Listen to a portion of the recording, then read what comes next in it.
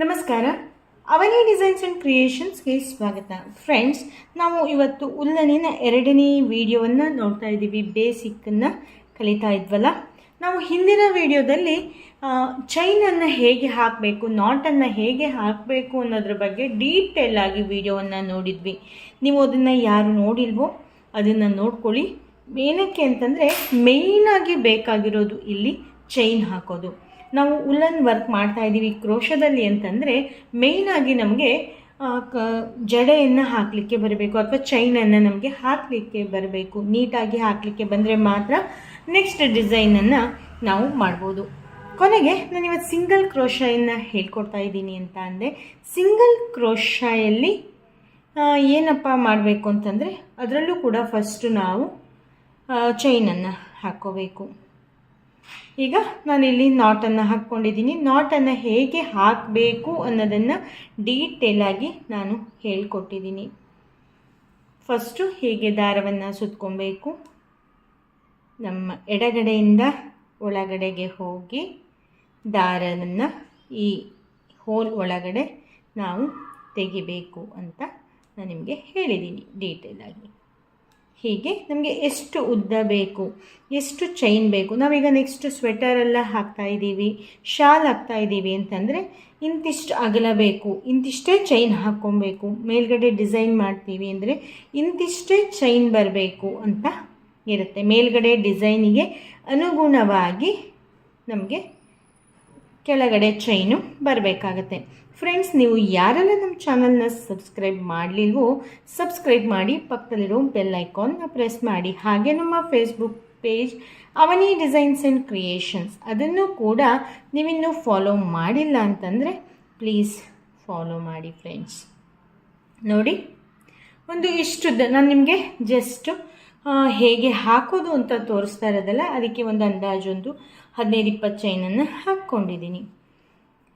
ಆ ನಂತರ ನಾವೀಗ ಸಿಂಗಲ್ ಕ್ರೋಶೆಯನ್ನು ಹೇಗೆ ಹಾಕ್ತೀವಪ್ಪ ಅಂತಂದರೆ ನಾವಿಲ್ಲಿ ಕ್ರೋಶದ ಮೇಲೆ ಯಾವುದೇ ರೀತಿ ದಾರ ತಗೊಳ್ಳೋದಿಲ್ಲ. ನಾವಿಲ್ಲಿ ಇಲ್ಲಿ ಹೋಲ್ ಜಡೆ ಬಂದಂಗೆ ಆಗಿರುತ್ತೆ ಅಲ್ವಾ, ಅದರಲ್ಲಿ ಒಂದು ಥ್ರೆಡ್ ಒಳಗಡೆ ಕ್ರೋಶವನ್ನು ಹಾಕಬೇಕು. ನೀಟಾಗಿ ನೋಡ್ಕೊಳ್ಳಿ, ಕ್ರೋಶವನ್ನು ಹಾಕಬೇಕು.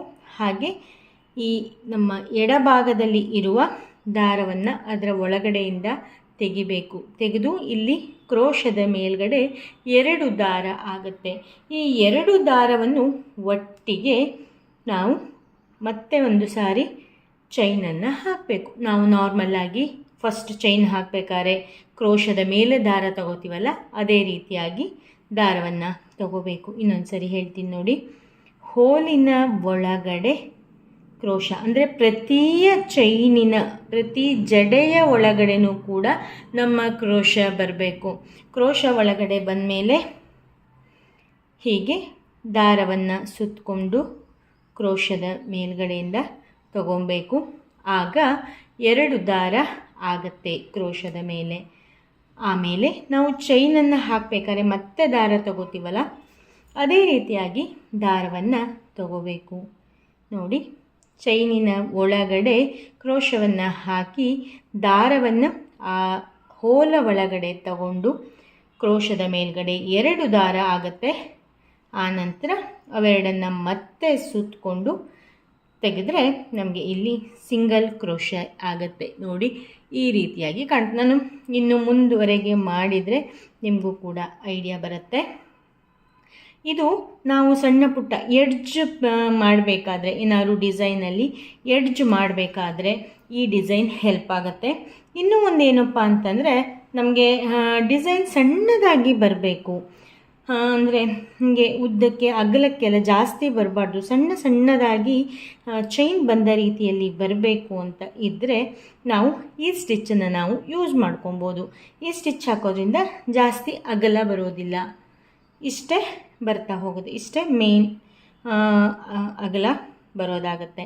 ಅದಕ್ಕಾಗಿ ಈ ರೀತಿಯಾಗಿ ಸ್ಟಿಚ್ಚನ್ನು ಹಾಕ್ಕೊಬೋದು. ನಾವು ಇದರಿಂದ ಶಾಲ್ ಕೂಡ ಮಾಡ್ಬೋದು, ತೋರಣ ಹಾಕಲಿಕ್ಕೂ ಕೂಡ ಇದು ಹೆಲ್ಪ್ ಆಗುತ್ತೆ.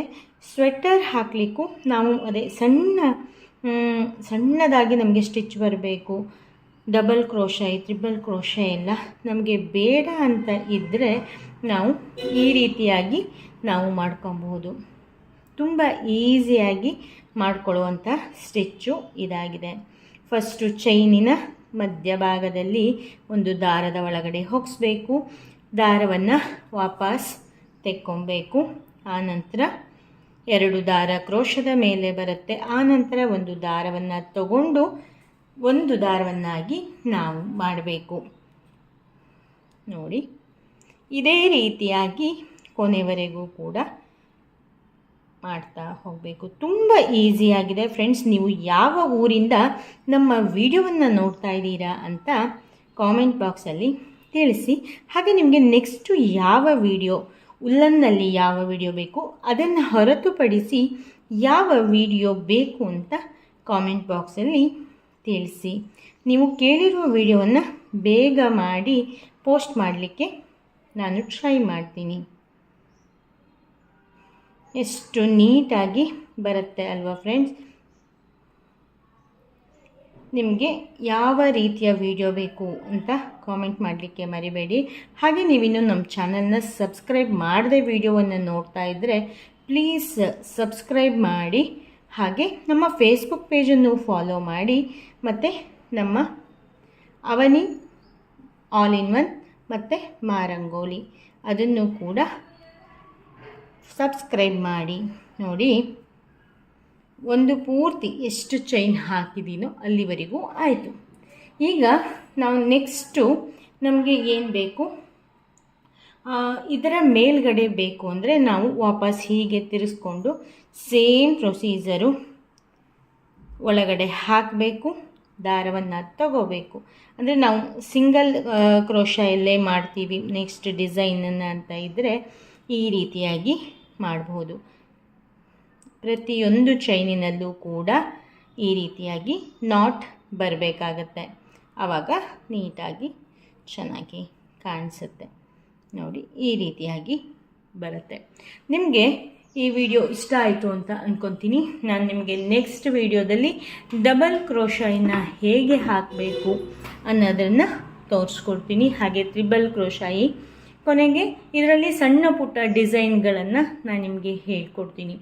ನೆಕ್ಸ್ಟು ನಾನು ಡಿಸೈನನ್ನು ಸ್ಟಾರ್ಟ್ ಮಾಡಿದಾಗ ಮ್ಯಾಟನ್ನು ಮಾಡೋದು ಹೇಗೆ, ಟೇಬಲ್ ಮ್ಯಾಟನ್ನು ಮಾಡೋದು ಹೇಗೆ, ಹಾಗೆ ದೇವಸ್ಥಾನಕ್ಕೆ ಮುಚ್ಕೊಂಡು ಹೋಗ್ತಾರಲ್ಲ ಆ ಮುಚ್ಚಳಿಕೆಯನ್ನು ಹೇಗೆ ಮಾಡಬೇಕು, ತೋರಣವನ್ನು ಹೇಗೆ ಮಾಡಬೇಕು, ಸ್ವೆಟರನ್ನು ಹೇಗೆ ಮಾಡಬೇಕು ಅನ್ನೋದ್ರದ್ದೆಲ್ಲ ವಿಡಿಯೋ ಮಾಡಿ ಹಾಕ್ತೀನಿ. ಫ್ರೆಂಡ್ಸ್, ನೀವು ಇನ್ನು ಯಾರೆಲ್ಲ ನಮ್ಮ ಚಾನಲ್ಗೆ ಸಬ್ಸ್ಕ್ರೈಬ್ ಆಗಲಿಲ್ವೋ ಸಬ್ಸ್ಕ್ರೈಬ್ ಮಾಡಿ, ಪಕ್ಕದಲ್ಲಿರೋ ಬೆಲ್ ಐಕಾನ್ನ ಪ್ರೆಸ್ ಮಾಡಿ. ಹಾಗೆ ನಮ್ಮ ಫೇಸ್ಬುಕ್ ಪೇಜನ್ನು ಕೂಡ ಫಾಲೋ ಮಾಡಿ ಅಂತ ಹೇಳ್ತಾ ನೆಕ್ಸ್ಟ್ ಅಪ್ಡೇಟಲ್ಲಿ ಹೊಸ ವಿಡಿಯೋದೊಂದಿಗೆ ಮತ್ತೆ ಸಿಗ್ತೀನಿ. ಅಲ್ಲಿವರೆಗೂ ಕೂಡ thank you, bye, take care, ಶುಭ ದಿನ. ವಿಡಿಯೋ ನೋಡಿದ್ದಕ್ಕಾಗಿ ಧನ್ಯವಾದಗಳು. ನೆಕ್ಸ್ಟ್ ಅಪ್ಡೇಟಿಗಾಗಿ ಕಾಯ್ತಾ ಇರಿ. Thank you, bye, take care, ಶುಭ ದಿನ.